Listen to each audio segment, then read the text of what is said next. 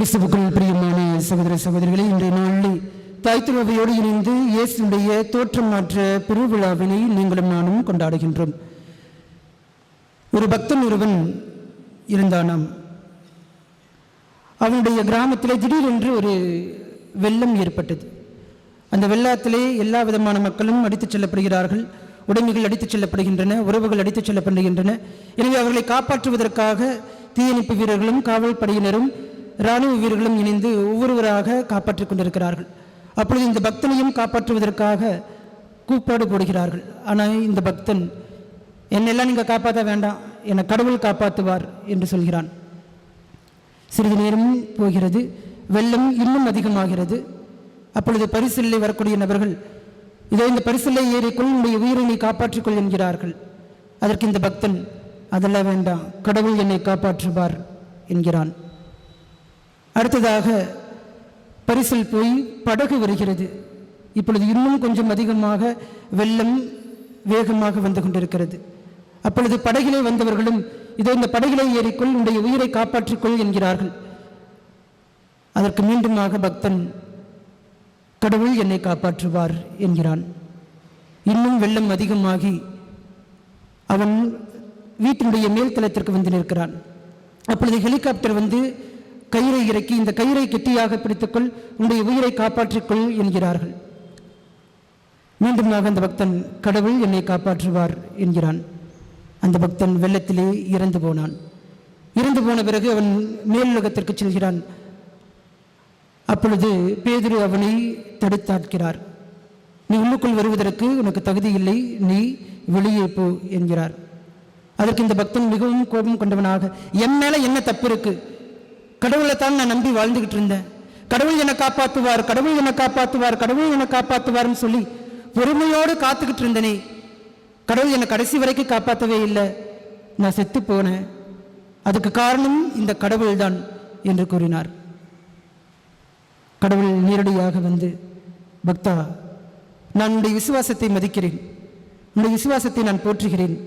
ஆனால் உன்னை காப்பாற்றுவதற்காக நான் பரிசலிலே வந்தேன், நீ என்னை கண்டுகொள்ளவில்லை. படகிலே வந்தேன், நீ என்னை கண்டுகொள்ளவில்லை. இறுதியாக ஹெலிகாப்டரின் வழியாக கயிற்றின் மூலமாகவாவது உன்னுடைய உயிரை காப்பாற்றலாம் என்று வந்தேன். ஆனாலும் அப்போதும் நீ என்னை கண்டுகொள்ளவில்லை. உன்னுடைய சாவுக்கு நீதான் காரணம், உன்னுடைய அழிவுக்கு நீதான் காரணம். நீ ஏனென்றால் நீ மனம் மாறவில்லை, என்னை நீ கண்டுகொள்ளவில்லை, எனவே நீ அழிந்து போனாய், செத்து போனாய் என்று கூறினாராம்.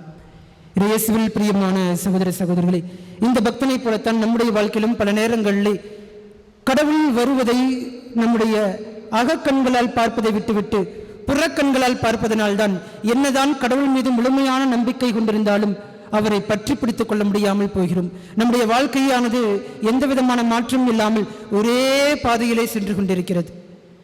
இன்றைய நாளுடைய இறை வார்த்தை வழிபாடு நம்முடைய வாழ்க்கையை மாற்றுவதற்கான ஒரு வழியை நமக்கு காண்பிக்கிறது, ஒரு புதியதொரு சிந்தனையை நமக்கு கொடுக்கிறது. இன்றைய நாளுடைய விழா, இயேசுடைய தோற்றமாற்ற பெருவிழா, இத்தகைய சிந்தனைகளைத்தான் தாங்கி வருகிறது. ஆண்டவராகிய இயேசு கிறிஸ்து தாபோர் மலையிலே தன்னுடைய மிக முக்கியமான 3 சீடர்கள் முன்பாக தன்னுடைய தோற்றத்தை மாற்றுகின்றார். அதாவது அவருடைய உண்மையான தோற்றத்திற்கு செல்கின்றார். அவருடைய உண்மையான தோற்றம் என்ன? கடவுளுடைய மகன். அதுதான் அவருடைய உண்மையான தோற்றம். இதுவரைக்கும் அவர்கள் பார்த்தது எல்லாம் மனிதனாகிய ஆண்டவராகிய இயேசு கிறிஸ்துவைத்தான். ஆனால் தாபோர் மலையில்தான் இயேசுடைய உண்மையான தோற்றம் என்ன என்பதை பேதுருவும் யாக்கோபும் யோவானும் தெரிந்து கொள்கிறார்கள், கண்ணார பார்க்கிறார்கள்.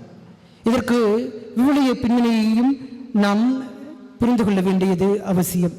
எதற்காக ஆண்டவராகிய இயேசு கிறிஸ்து இந்த சீடர்களுக்கு தன்னுடைய உண்மையான தோற்றத்தை வெளிப்படுத்துகின்றார்? காரணம் என்னவென்று சொன்னால், ஆண்டவராகிய இயேசு கிறிஸ்து தனது சாவை முதலாக சீடர்களுக்கு அறிவிக்கின்றார். சீடர்கள் எல்லோருமே குழம்பி போய் விடுகிறார்கள். இவர்தான் மக்களை இந்த அடிமைத்தனத்திலிருந்து மீட்டெடுப்பதற்காக, பாவகங்களிலிருந்து மீட்டெடுப்பதற்காக இந்த உலகத்திற்கு மனித அவதாரம் கொண்டு வந்தார். இவர் எவ்வாறு சாக முடியும்? இவர் செத்து போனால் இவர் எப்படி கடவுளாக இருக்க முடியும் என்று குழப்பத்திலே மூழ்கி போகிறார்கள். இந்த குழப்பத்திலிருந்து ஒரு புதியதொரு தெளிவை கொடுப்பதற்காகத்தான் ஆண்டவராகிய இயேசு கிறிஸ்து தன்னுடைய உண்மையான தோற்றத்தை அவர்களுக்கு காண்பிக்கின்றார். இயேசுடைய மகிமை என்பது 2 விதங்களில் இருக்கிறது. ஒன்று, கடவுளுடைய மகன் என்று சொல்லி தன்னுடைய கடவுளுடைய இயல்பை வெளிப்படுத்துவதன் வழியாக அவர் மாட்சி பெறுகின்றார். இரண்டாவது, இந்த உலக மக்களுக்கு தன்னுடைய உயிரின் வழியாக மீட்பினை கொடுக்க வந்த சாதாரணமான மனிதனாகிய இயேசு கிறிஸ்து என்பதை எண்பித்து காட்டுவதன் வழியாக தன்னுடைய மாட்சிமையை பெற்றுக்கொள்கின்றார். இயேசுவில் பிரியமான சகோதர சகோதரிகளே, இயேசு கிறிஸ்து இந்த தோற்ற மாற்றத்தை உருவாக்குவதற்கு மிக முக்கியமான காரணம், நான் மாற்றிட வேண்டும் என்று சொன்னால், நான் மகிமை பெற வேண்டும் என்று சொன்னால், நான் உண்மையான மெசியா என்று சொன்னால், துன்புறுவதன் வழியாகத்தான் நான் மாட்சிமை பெற முடியும் என்பதை எண்பித்து காட்டுகின்றார். எனவேதான் இந்த தோற்ற மாற்றத்தின் வழியாக சீடர்களுக்கு இந்த உண்மையை உணர்த்துகின்றார். இதோ ஆண்டவர் நான் தான், கடவுளுடைய மகன் நான் தான், மனிதனாக அமல உற்பவமாக பிறந்தவனும் நான் தான். ஆனால் துன்புறுவதன் வழியாக மட்டும்தான் மனிதர்களை மீட்க முடியும். அதன் வழியாகத்தான் கடவுளுடைய அன்பு எத்தகையது என்பதாய் என்னால் எண்பித்து காட்ட முடியும் என்கின்றார். யோவான் எழுதிய நற்செய்தி அதிகாரம் 3 இறைவார்த்தை 16. தம்மீது நம்பிக்கை கொள்ளும் எவரும் அழியாமல் நிலை வாழ்வு பெறும் பொருட்டு அந்த மகனையே அழிக்கும் அளவுக்கு கடவுள் உலகின் மீது அன்பு கூர்ந்தார் என்று சொல்லி வாசிக்கிறோம். இதைத்தான் இன்றைய நாளுடைய பெருவிழா நமக்கு எண்பித்து காட்டுகின்றது. இரண்டாவது, மோசேயும் எலியாவும் ஆண்டவராகிய இயேசு கிறிஸ்துவோடு உரையாடுவதைப் போல இன்றைய நற்செய்தி சுட்டி காட்டுகின்றது. எதற்காக எலியாவும் மோசேயும் ஆண்டவரோடு உரையாட வேண்டும்? ஏனென்று சொன்னால், ஆண்டவருடைய போதனையும் ஆண்டவருடைய வல்ல செயல்களும் இறைவாக்கினர்களுடைய சட்டத்திற்கு புறம்பாக இருக்கிறது. தங்களுடைய மூதாதையருடைய சட்டங்களை எல்லாம் அவர் மீறி செல்பவராக ஆண்டவருடைய போதனையும் ஆண்டவருடைய வல்ல செயல்களும் இருப்பதாக யூதர்களும் ஏன் இயேசுடைய சீடர்களுமே நம்பிக்கொண்டிருந்தார்கள். எனவேதான் இயேசுடைய போதனைகளை நம்பாமல் அவரை விட்டு விலகிச் சென்ற சீடர்கள் ஏராளம். அப்படிப்பட்ட சீடர்களுக்கு நான் எலியாவை விட, நான் மோசேயை விட உயர்ந்தவன் என்பதை இன்றைய நாளிலே எண்பித்து காட்டுகின்றார்.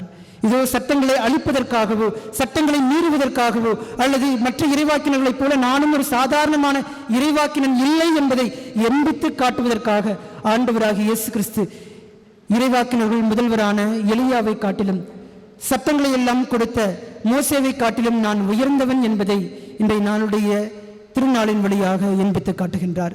சீடர்களுக்கு அறிவித்துகின்றார். இதோ நீங்கள் கண்டு கொண்டிருக்கக்கூடிய எலியாவை போல நான் அல்ல, அல்லது மோசேயை போல நான் அல்ல, நான் மெசியா, கடவுளுடைய உயிருள்ள மகன் என்று சொல்லி எண்பித்து காட்டுகின்றார். மூன்றாவது சிந்தனையாக இன்றைய நாளிலே நாம் பார்க்கக்கூடிய சீடர்கள் எலியாவோடும் மோசேயோடும் ஆண்டவராகிய இயேசு கிறிஸ்து உரையாடி கொண்டிருப்பதை பார்த்த பேதுரு, இதோ நாம் இங்கேயே இருந்து விடலாம், நாம் இங்கேயே இருந்து விட்டால் நீங்கள் மலையிலிருந்து கீழே இறங்க தேவையில்லை, நீங்கள் சிலுவையிலே பாடுபட தேவையில்லை, சிலுவையிலே நீங்கள் உங்களுடைய உயிரை கொடுக்க தேவையில்லை, நாம் எல்லோரும் சுகபோகமாக இந்த தாபோர் மலையிலேயே நீடிய நாளிலே நாம் வாழ்ந்து கொள்ளலாம் என்று சொல்லி ஒரு சுகபோகமான ஒரு வாழ்க்கையைத்தான் புனித பேதுரு எதிர்பார்க்கின்றார். ஆனால் ஆண்டவராகிய இயேசு கிறிஸ்து அதை மறுக்கின்றார். இது உண்மையான மகிழ்ச்சி என்பது என்னோடு நீங்கள் இருந்தால் போதும். எப்பொழுதெல்லாம் நீங்கள் என்னோடு இணைந்திருக்கிறீர்களோ அப்பொழுது உண்மையான மகிழ்ச்சியை நீங்கள் பெற்றுக்கொள்வீர்கள் என்று கூறுகின்றார். இயேசுவில் பிரியமான சகோதர சகோதரிகளே, இன்றைய நாளிலே இந்த திருவிழாவின் வழியாக 3 விதமான வாழ்க்கைக்கான பாடங்களை நாம் பெற்றுக்கொள்வோம். ஒன்று, நம்முடைய வாழ்க்கையிலே கடவுள் நமக்கு கொடுத்த ஆசீர்வாதங்கள் ஏராளம். நாம் அதையெல்லாம் இனம் கண்டு கொண்டிருக்கிறோமா? அல்லது எனக்கு இதெல்லாம் இல்லை, எனக்கு இதெல்லாம் இல்லை, இவர்கள் நன்றாக இருக்கிறார்களே, நான் இவ்வளவு துன்புறுகிறேனே, இவர்கள் சந்தோஷமாக இருக்கிறார்களே, நான் இவ்வளவு துயரத்தோடும் கண்ணீரோடும் கவலைகளோடும் வாழ்ந்து கொண்டிருக்கிறேனே என்று அங்கலாய்ப்பு கொள்ளாமல், ஆண்டவர் எனக்கு எத்தனை விதமான ஆசீர்வாதங்களை கொடுத்திருக்கின்றார், எத்தனை விதமான திறமைகளை கொடுத்திருக்கின்றார், எவ்வளவு கொடைகளை கொடுத்திருக்கின்றார் என்று இனம் கண்டுகொள்கிறோமா என்று சிந்திப்பதுதான் இன்றைய நாளுடைய வாழ்க்கை பாடத்தின் முதல் செய்தி. இரண்டாவது, இன்றைய நாளிலே நம்முடைய வாழ்க்கைக்கு புதியதொரு வாழ்க்கையை கொடுப்பவராக ஆண்டவராகிய இயேசு கிறிஸ்து இருக்கின்றார். அந்த புதிய வாழ்க்கையை பெற்றுக்கொள்வதற்கு நீங்களும் நானும் தயாராக இருக்கிறோமா? இறை வார்த்தையின் வழியாக, நற்கரணியின் வழியாக, திருவருட்சாதனின் வழியாக, திருப்பலியின் வழியாக நம்முடைய வாழ்க்கையின் மாற்றத்திற்கு ஆண்டவர் உங்களையும் என்னையும் அழைக்கும் பொழுது பழைய வாழ்க்கையை விட்டுவிட்டு புதியதொரு வாழ்க்கைக்கு கடந்து செல்வதற்கு நீங்களும் நானும் தயாராக இருக்கிறோமா? இது இரண்டாவது சிந்தனை. இல்லை இல்லை, எனக்கு பழைய வாழ்க்கையே போதும், இந்த பாவ வாழ்க்கையே போதும், நான் கண்ணீரோடும் கவலைகளோடும் கஷ்டங்களோடுமே வாழ்ந்து கொண்டிருக்கிறேன், நான் இப்படியே இருந்து விடுகிறேன், எனக்கு புதியதொரு வாழ்க்கை வேண்டாம் என்று சொல்லி பின்தங்கிய நிலையிலேயே நாம் வாழ பிரயாசப்படுகிறோமா? சிந்தித்து பார்ப்போம். மூன்றாவதாக, உண்மையான இன்பம் என்பது கடவுளோடு இணைந்திருப்பது, இயேசுவோடு இணைந்திருப்பது.